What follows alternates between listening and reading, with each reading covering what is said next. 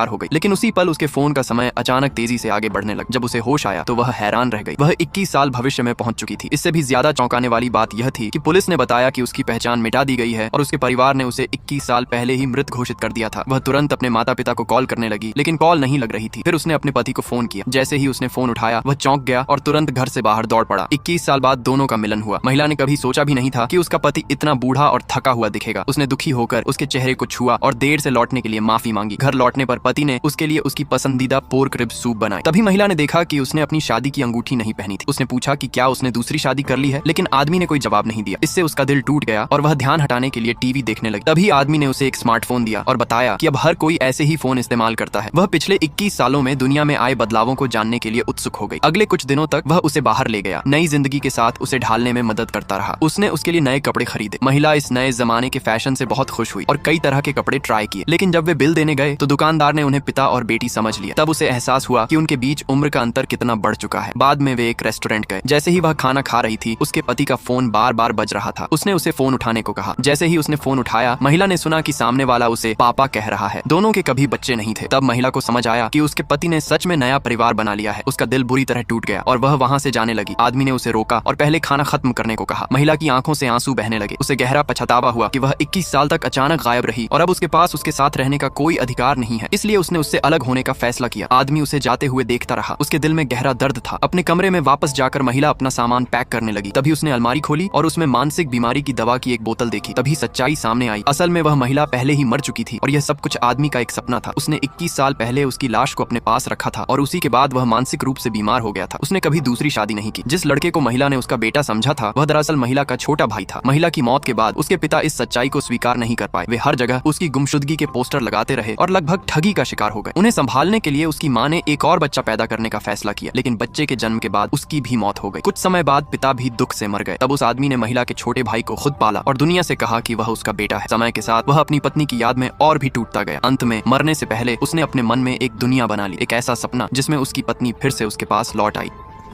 Part 2 के लिए channel को सब्सक्राइब करके कमेंट में पार्ट 2 लिख दो।